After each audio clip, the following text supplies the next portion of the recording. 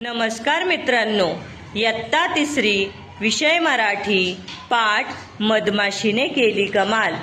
एक होता शेतकरी।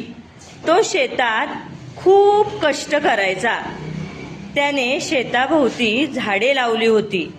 त्या झाडांवर मधमाशी, खारुताई, कोकिळा, चिमणी व कावळा राहत होते आणि शेताच्या झाडाभोवती मुंग्याही राहत होत्या। त्या सर्वांची खूप मैत्री होती। एके दिवशी मुंगी फिरायला बाहेर पडली। फिरता फिरता शेतात पोहोचली।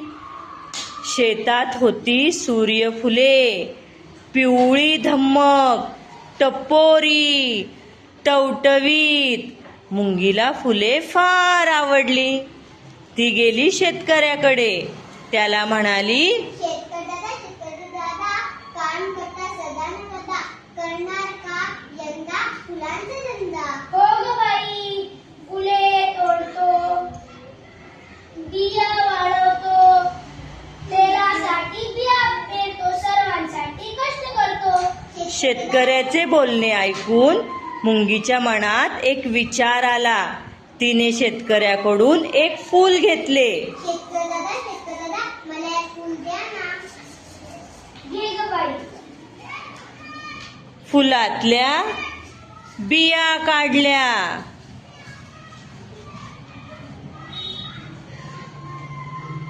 काही बिया कोकिळाला दिल्या, काही बिया खारुताईला दिल्या, काही बिया चिमणीला दिल्या, काही बिया कावळ्याला दिल्या, काही बिया मधमाशीला दिल्या। स्वतःला काही घेतल्या, काही बिया खाल्ल्या आणि काही पुढच्या वर्षीसाठी ठेवून दिल्या।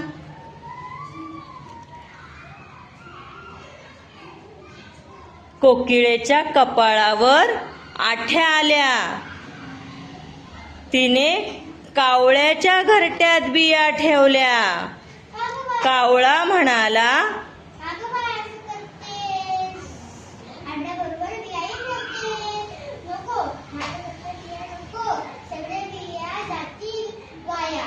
कावळ्याने बिया उचलल्या आणि टाकून दिल्या।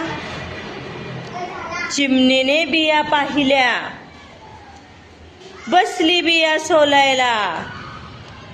सोलता सोलता तिला आला कंटाळा।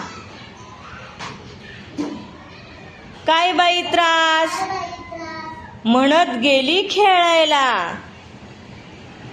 खारुताई होती खूप चपळ, सारखी तिची पळापळ।